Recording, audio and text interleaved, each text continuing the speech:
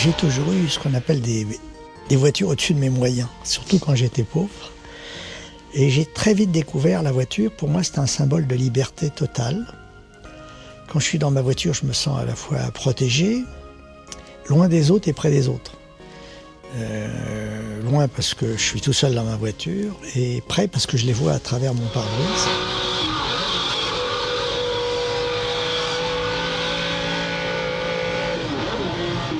Je dirais que la voiture est pour moi le véhicule idéal pour aller loin, voir beaucoup de choses, voir les choses dans les meilleures conditions. Et très naturellement, très vite, je me suis aperçu que la voiture était l'endroit où j'écrivais le mieux.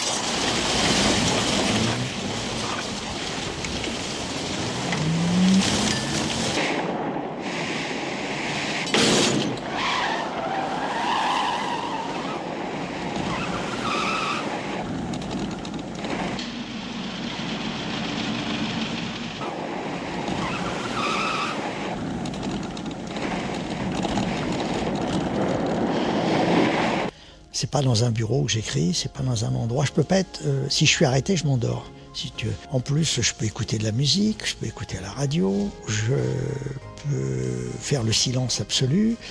Et je travaille au magnétophone. Donc j'ai un petit magnétophone qui se met en route au son de ma voix dès que je me mets à parler. Donc voilà.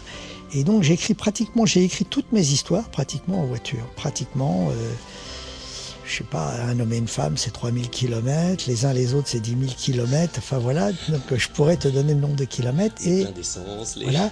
Et à chaque fois que je veux écrire une histoire, je pars comme ça, un peu au hasard, je prends ma voiture et je pars un peu au hasard.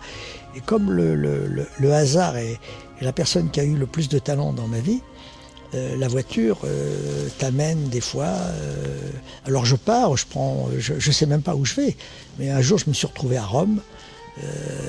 Pendant que j'écrivais les uns les autres. Je suis allé jusqu'à Rome et je suis revenu et l'aller-retour Paris-Rome, j'ai écrit les uns les autres.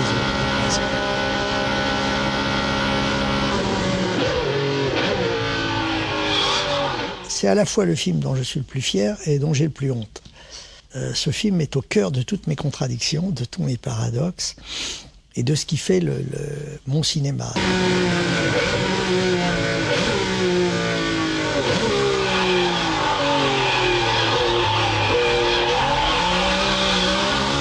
Ce film, il est parti de plusieurs... Je te dis, il a été fait pour des bonnes et des mauvaises raisons. D'abord, je voulais montrer que j'ai une passion pour les gens qui arrivent à l'heure. Donc c'est pour ça que ça s'appelle Pour un rendez-vous. C'est l'histoire d'un type qui est en retard et qui pourra arriver à l'heure, prend tous les risques. Voilà, donc c'est le sujet du film. Donc qui traverse Paris à une vitesse folle.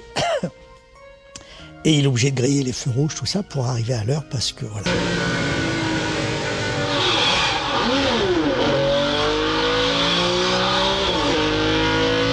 Et en même temps, je voulais montrer que, on parle de sécurité, mais j'ai traversé Paris en 76, j'ai grillé 18 feux rouges et il n'y a personne qui m'a arrêté. J'ai pas été mis en difficulté une seule fois, ce qui prouve que la surveillance aussi a beaucoup à revoir et à corriger. Voilà. Donc ce film montre tout ce qu'il faut faire et tout ce qu'il ne faut pas faire. Voilà.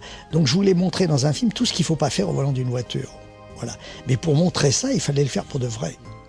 Donc il y avait une sorte de contradiction totale entre le film que je voulais faire. Alors j'aurais pu faire ce film en demandant les autorisations, bloquer les rues, tout ça, mais le film n'avait pas de sens, il perdait toute sa valeur. Voilà. Ce qui fait la force de ce film, c'est qu'on est dans une réalité. Il a été fait sans aucun trucage, sans aucun ralenti, et il est tout à fait à l'image du cinéma que j'ai pratiqué toute ma vie, qui est fait où l'interdit, si l'interdit nous permet d'arriver au paradis, pourquoi pas ?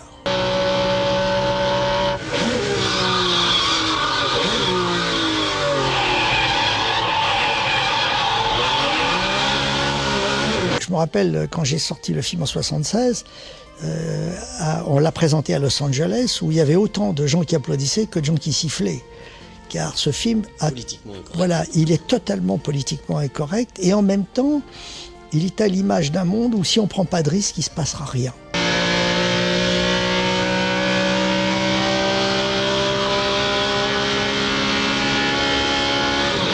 Alors c'était à l'époque une Mercedes C8 9, parce qu'il me fallait une voiture qui avait avant tout une très bonne suspension, puisque j'avais accroché la caméra sur le pare-choc. Voilà. Moi j'étais attaché, surattaché dans la voiture, on était trois, il y avait mon chef opérateur et mon chef machinot. Et puis évidemment, alors, bon, on a pris un certain nombre de risques, mais quand on arrive à ces vitesses, à un croisement, s'il n'y a personne, personne ne te rattrapera. Voilà, il faudrait qu'il y ait un autre cinglé à la même heure, qui arrive à la même vitesse, voilà. Donc le seul endroit qui était très dangereux, c'était les guichets du Louvre.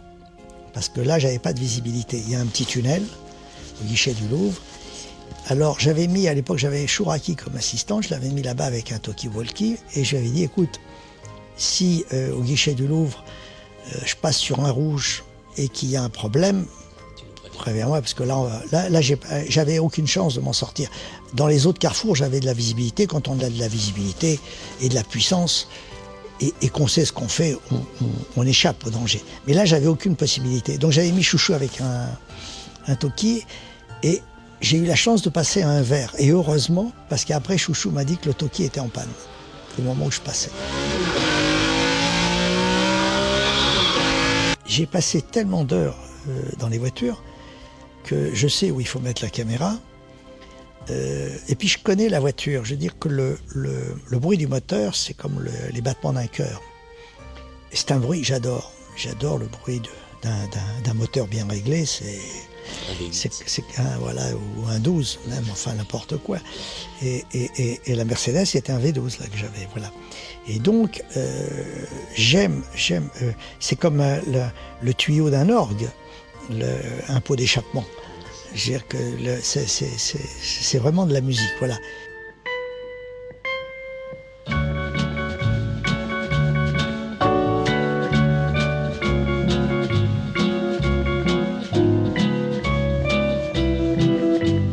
La contrainte sollicite l'imagination. À l'époque, j'avais été voir les gens de chez Renault. Comme j'étais pas connu, ils m'ont dit non. Je suis allé voir Peugeot, ils m'ont dit non. J'ai commencé par les marques françaises. J'avais envie de faire un... Et puis, donc j'ai été rejeté par toutes les marques à l'époque. Et j'avais un ami qui était concessionnaire Ford, qui avait donc des Mustangs, et qui me dit, écoute, moi je vais te prêter 2 Mustangs, tu le dis à personne. Tu le dis à personne. Et après, évidemment, les gens de Ford, quand ils ont découvert le film, et surtout qu'ils ont découvert, parce que ça a fait monter les ventes de Ford dans le monde entier de 30%. C'est pas rien, c'est pas rien. Voilà, et donc encore une fois, c'est la contrainte qui a sollicité l'imagination, et grâce à tous les noms des marques françaises qui sont venus me dire non, j'ai eu la chance d'avoir la plus belle des voitures. Parce que moi-même, dans mes rêves, j'osais même pas imaginer que je pourrais avoir une Mustang. C'était trop beau.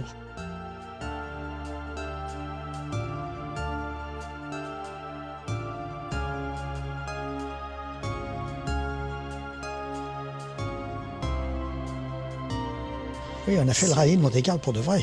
C'est-à-dire que comme on n'avait pas les moyens non plus de s'offrir, de bloquer le rallye de Monte-Carlo, on a engagé la Mustang dans le rallye.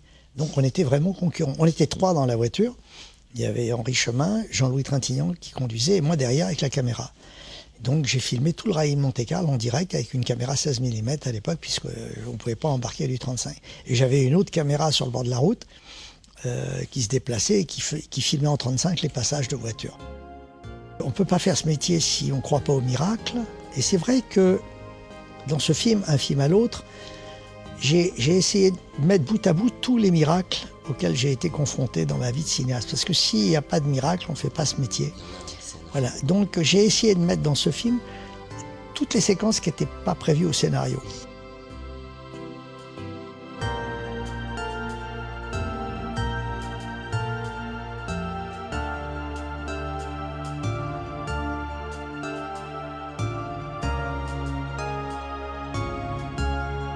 Je pense que La route est une métaphore. Je pense que la vie est un voyage.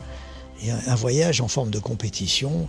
Et ce voyage en forme de compétition qui est pour moi la vie, à chaque fois que j'ai filmé des voitures, j'étais au cœur même du sujet à traiter, quoi.